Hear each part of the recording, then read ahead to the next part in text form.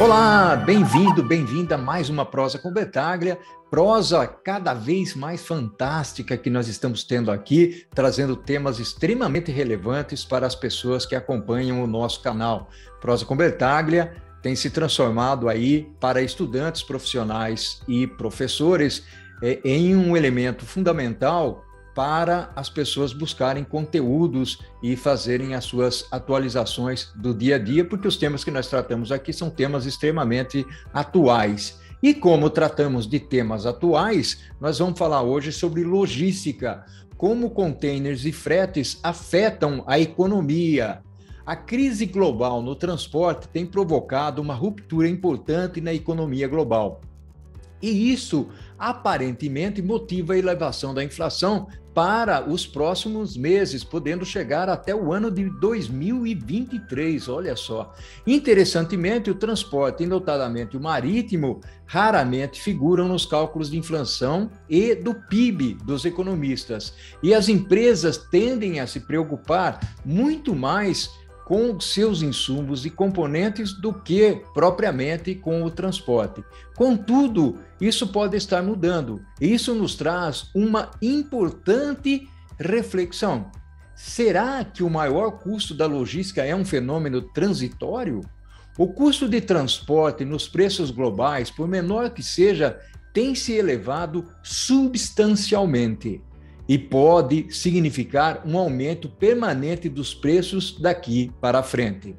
Os aumentos aconteceram em função da crise da saúde, mas não nos esqueçamos que os custos de transporte marítimo saltaram depois do bloqueio de 6 dias do Canal de Suez, causando atrasos de insumos em todo o mundo.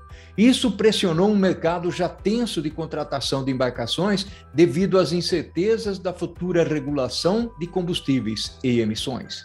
Escassez de mão de obra e maior demanda por mercadorias também geraram impacto. E é sobre este fantástico tema que vamos conversar aqui na Prosa com o Bertaglia. E eu terei o privilégio de falar sobre containers, economias, fretes e logística em geral com o meu amigo Daniel Zurron. Meu caro Daniel, que honra, que orgulho tê-lo aqui participando da Prosa com Bertaglia e trazendo o seu conhecimento, seu vasto conhecimento e experiência aí para compartilhar conosco. Daniel, meu amigo, seja bem-vindo. Oi, Paulo. Muito obrigado pelo convite. É um prazer estar de volta aqui no Prosa com Bertaglia. Aqui. Tive o privilégio de participar já de um debate, né, com outros colegas também, e foi muito, muito bacana. E hoje o privilégio aí de estar aí dividindo com você a cadeira novamente de um tema tão relevante, tão atual como você mesmo mencionou. É verdade, meu amigo. Na live que você participou, inclusive foi trazida ali pelo querido Orlando Fontes, né, um amigo de longa data, e nós falamos sobre torre do controle, não é isso? Exatamente. Foi um papo bem bacana também. Enfim, tivemos também participação de outros colegas e foi uma discussão bastante rica e esse assunto vai acabar surgindo um pouco hoje também na nossa conversa aí, porque estão bastante interligados. Olha só que bacana. E, aliás, é uma das lives mais consumidas como conteúdo lá na Prosa com Bertaglia, né? Eu estava vendo, inclusive, recentemente, os dados, né, os números ali do canal. Meu amigo Daniel, vamos contextualizar um pouquinho esse tema, falar um pouco sobre globalização, colocar a logística nos eixos aí para que as pessoas entendam exatamente o que é que está acontecendo, o que está rolando nesse mundo da logística em relação a containers, fretes e outras coisitas mais. Vamos lá, Daniel? Claro. Acho que é importante realmente começar com uma contextualização, senão a gente tende a analisar o momento que a gente está passando, que é um momento de exceção, sim, mas tem alguns fatores que são sistêmicos e é importante aí estar na visão e no conhecimento de todo mundo. Então, ou seja, quando a gente fala, você mesmo bem falou da questão da globalização, acho que o crescimento do volume de tráfego de carga aí, e a gente vai focar um pouco mais no marítimo, mas em geral, ela nos últimos 20 anos cresceu absurdamente, enfim, saiu aí mais do que, quase praticamente triplicou o volume de cargas que são transportadas por modal marítimo no mundo nos últimos 20 anos. Teve um crescimento mais forte aí na primeira década aí do ano 2010, do 2000 a 2010, um pouco menor aí na segunda década. Mas isso, lógico, traz uma grande pressão nessa cadeia. Assim, você olhar também a questão depende sempre a lei de oferta e demanda, né? Quanto que lógico que a oferta também cresceu, mas não na mesma velocidade. Isso tem trazido um crescimento aí na pressão de procura por espaço e lógico que houveram e continuam havendo muitos investimentos, tanto em equipamentos. A gente está falando aqui que são construídos aí mais de 5 milhões de containers por ano, e antigamente esse número era bem menor. Mas isso é uma indústria que também demora um tempo para você não ter aí disponibilidade de recursos a curtíssimo prazo. Então, é lógico e agora trazendo para o universo um pouco mais recente, é lógico que no primeiro momento, quando a pandemia começou, que teve realmente aquela parada geral das manufaturas, enfim, vários países em lockdown, enfim, houve um corte abrupto aí da demanda, e lógico que os armadores colocaram muitos navios aí, pararam eles para se adequar à demanda. E no meio, já no final do segundo semestre de 2020, aí do segundo trimestre, aí teve uma subida abrupta, porque aí saiu todo mundo correndo a repor estoques, porque viu que a demanda não só ela voltou, mas voltou mais forte do que tinha antes, enfim, em função de todas as ajudas econômicas, ou seja, com trilhões de dólares que os governos colocaram aí para tentar manter a atividade econômica. O pessoal, boa parte em casa, levou isso ao consumo em massa, né? Aí o caso mais notório é nos Estados Unidos, aí trouxe um desbalanço, porque daí a capacidade não volta isso de imediato. Foi justamente quando começaram a ver os primeiros aumentos significativos de frete, ou seja, uma média aí mundial aí de $2.000 por TEU, aí bateu 4.000, perto de 5.000. Aí final de 2020 ainda começou a ter uma queda bem leve, mas começou a ter começo de 2021. Aí veio, como você bem falou, o evento do Canal de Suez. Ou seja, já era uma situação de mercado sob enorme pressão, e você pega lá o Canal de Suez, 10% do fluxo mundial de mercadorias que passam por lá, então é significativo, mas assim, foram 6 dias, como você falou, e isso já levou, só esse efeito levou o frete a bater na casa dos 10.000, isso foi numa média, né? Então, lógico que tem rotas mais curtas, mais longas, depende do mercado, sendo a principal referência aí a fretes da Ásia.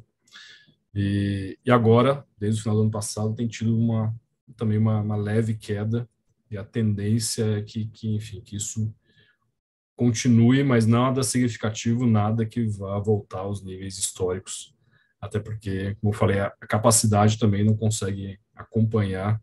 É lógico, com essa demanda alta, os grandes armadores voltaram a fazer grandes encomendas, né, de grandes cargueiros, mas isso demora, pelo tipo de equipamento, isso demora alguns anos para ter feito. Então, só para trazer em números também, tivemos no ano passado cerca de 300 mil TEUs de capacidade, ou seja, equivalente a 300 mil, capacidade de 300 mil de navios novos, né, cargueiros novos. Esse ano, expectativa 800 mil, e para o ano que vem, 3 milhões. Então, ou seja, dá uma ideia da escala, por que não? Isso coisa foi pedida lá em 2020, só que tem uma capacidade de entrega, então isso tudo vai trazer espera-se um arrefecimento do mercado, mas só o ano que vem. Não quer dizer que os fretes vão voltar para os valores históricos, isso não se espera, mas se espera que equalize alguma coisa intermediária entre o que era e o que está hoje. Tá? E essa questão da capacidade também de mercado vai ajudar a equalizar isso, a questão do balanceamento da oferta e da demanda.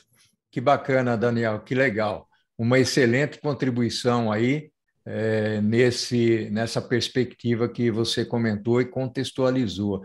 Você usou aí um termo, porque acredito que muitas pessoas que acompanham aqui a Prosa com Bertaglia...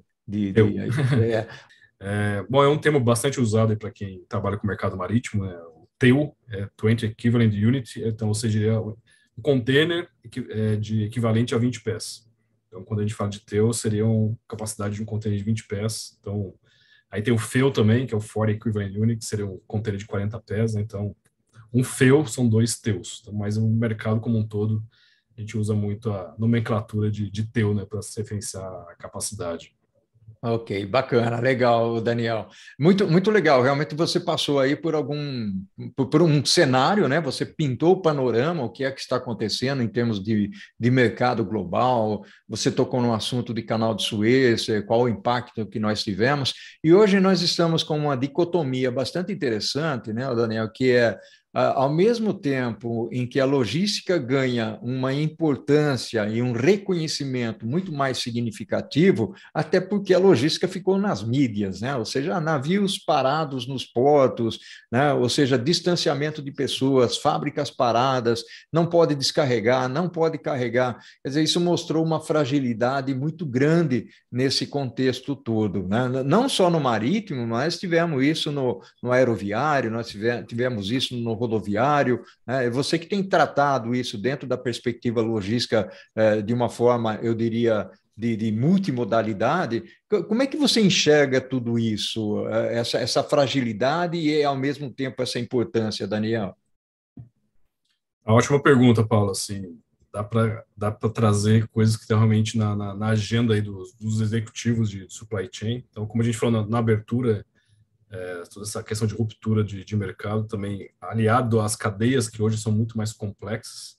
Então, cada vez mais as empresas buscaram terceirizar as atividades e os fornecedores a mesma coisa também começaram a colocar coisa para fora e comprar coisas de fora. Então, isso começou a gerar uma complexidade para gerar essa cadeia bastante grande. E esses eventos, como a gente tem vivido agora, enfim, colocam mais complexidade nisso tudo. E, como você falou, agora tem evidência e a logística geralmente aparece nos momentos de crise, né? Então, assim, está tudo acontecendo bem, parece que está aí nos bastidores e ninguém vê. A hora que dá alguma ruptura, aí vem para frente aí dos holofotes, né? Enfim, mas tem o lado bom também, enfim, toda essa questão da logística das vacinas também ficou bem evidente quanto com a contribuição da logística.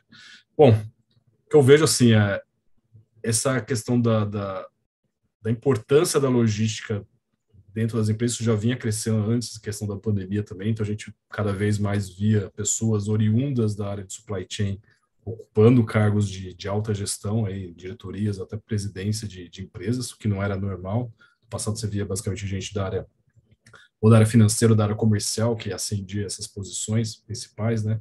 Então vem agora cada vez mais gente da área de operações, não nem falar supply chain, de operações como um todo, para essas posições, justamente para que cada vez mais evidente a importância de uma boa gestão da cadeia logística, qual a importância da logística para o sucesso do negócio da empresa, né? Você tem que estar com nível de satisfação dos clientes alto e com custo também competitivo, e o custo logístico aí, enfim, depende da empresa, pode variar de 5% aí a perto de 20% do faturamento, depende muito do setor, mas é um custo importante, e além do custo é a questão do nível de serviço para os clientes. Então, assim, uma boa gestão impacta nesses dois fatores que são super críticos para qualquer resultado e sucesso de toda empresa. E o lado bom também é que a gente tem cada vez mais informação disponível, né? Então, antigamente era muito complexo você ter informação, você dependia de vários prestadores de serviço te mandando planilhas, passando no telefone, mandando e-mail, e hoje, felizmente, isso tudo está digitalizado, mas o que eu vejo é que ainda pouquíssimas empresas se aproveitam dessa disponibilidade de informação para tratar isso de uma forma organizada. Então, e aí por isso que naquele outro papo a gente falou de torre de controle.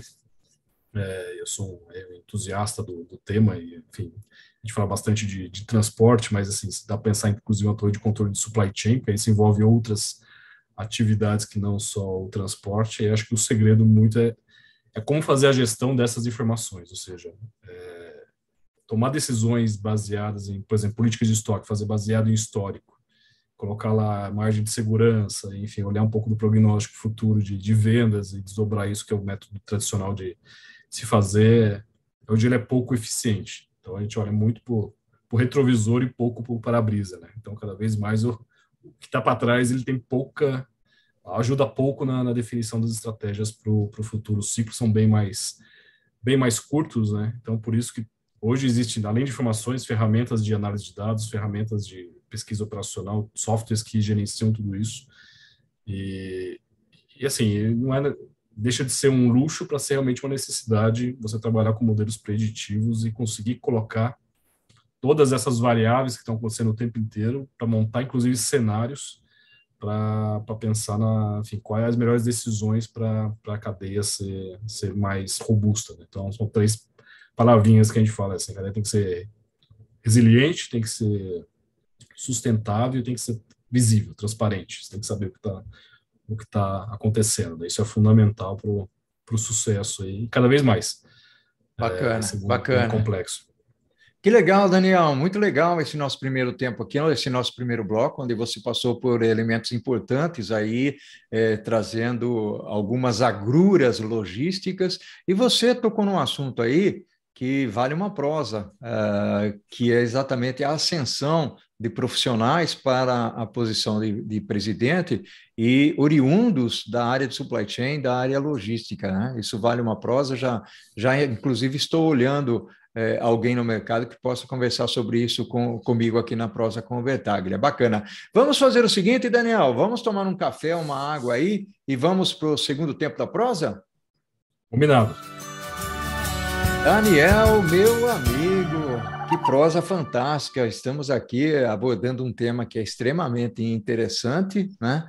E aí, no primeiro tempo da nossa prosa, o Daniel, você chegou a falar sobre falta de insumos, sobre a majoração do frete, isso causando impacto no consumo, causando impacto nas empresas, empresas parando, empresas tendo que aumentar o preço final, ou então reduzir a margem de lucro, ou então ficar no equilíbrio até para não perder, né, o cliente ou o compromisso que tinha assumido no passado. Logicamente, nós não temos aí bola de cristal, mas o que vem a seguir, Daniel?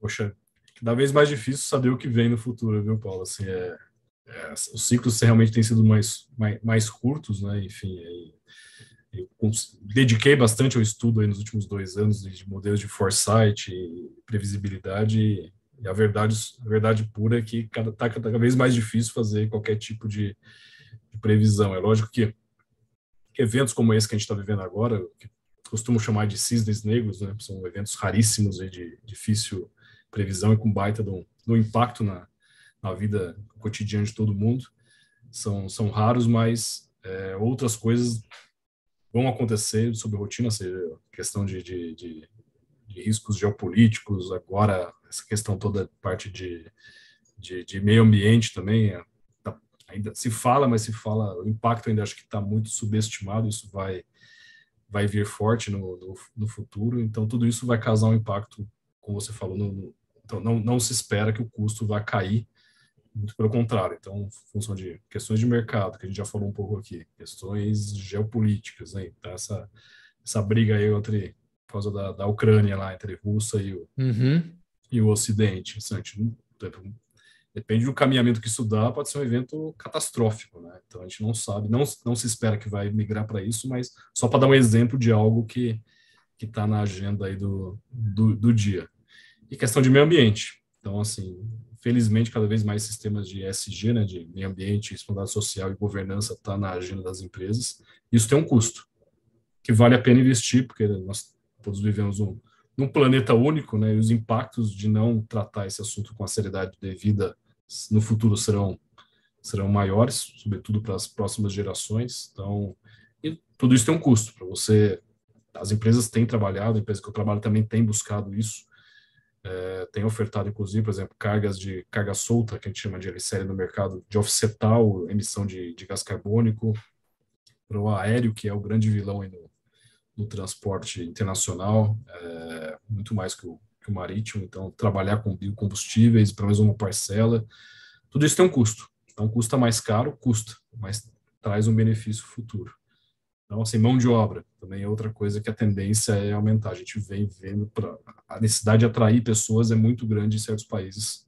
Na Europa e nos Estados Unidos isso é muito latente, né? Como trazer profissionais, a gente não diga nem profissionais no nível de gestão, mas profissionais aí no nível operacional, como atrair e reter essas pessoas para operações de logística, que historicamente não é um mercado que paga tão bem. Então, lógico que isso vai tem trazido uma pressão para salários melhores, que é muito justo, mas na ponta do lápis, isso tudo representa aumento de custo para as empresas. Mas a boa notícia, pelo menos eu visualizo desse lado, é que ainda tem muita ineficácia, muita ineficiência nas operações. Então, assim, isso também voltando ao assunto lá do trabalho que eu faço, enfim, é muito nesse de como usar as informações que estão disponíveis para identificar o que dá para ser melhorado.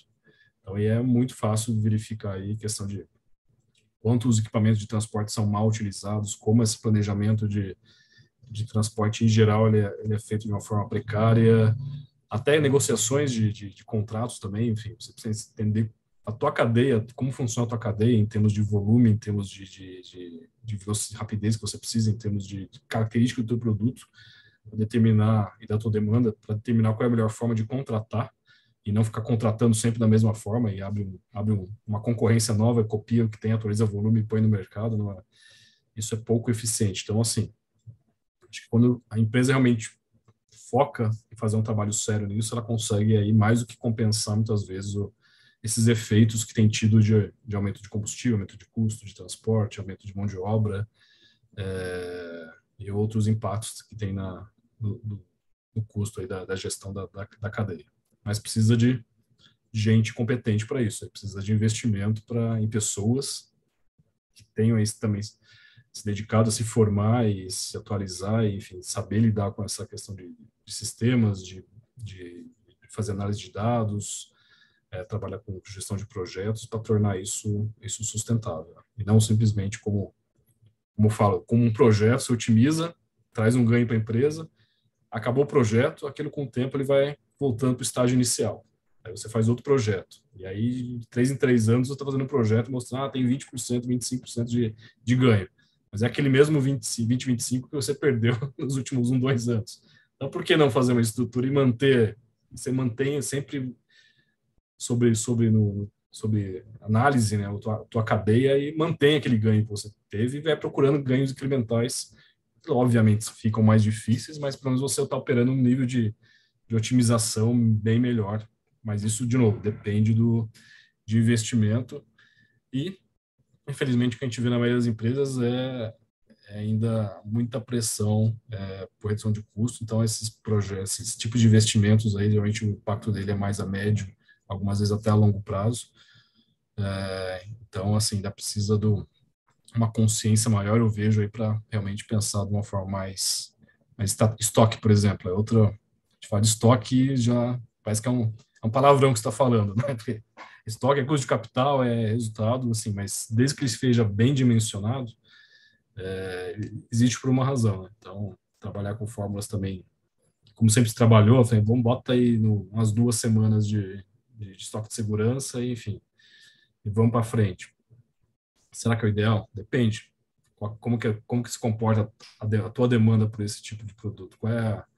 Como é que funciona essa cadeia? É uma cadeia que responde rápido? Ou depende de subfornecedores que também importam de outros lugares? Então, você tem que conhecer a tua cadeia, os riscos todos para calcular e para conseguir calcular de fato, de uma forma eficiente, a tua política de estoque. Muitas vezes vai te mostrar que você tem que ter mais estoque do que você tem hoje. Uhum. Mas vai te evitar estresse em todo mundo, vai te evitar frete emergencial, vai te evitar ruptura na tua cadeia de produção, na tua cadeia de fornecimento para cliente, enfim. Tudo isso tem. Garantia 100% não tem, mas pelo menos você tem aí um controle baseado em dados, baseado em análise estatística de qual é o nível ideal de estoque para o nível de confiabilidade que você quer ter na tua operação. E, assim, muito pouca gente faz realmente nesse nível de detalhe. Aliás, Daniel, tem alguns pontos aí que você trouxe à tona que são extremamente interessantes. Um deles é isso que você acabou de falar, né? Essa avaliação dos estoques.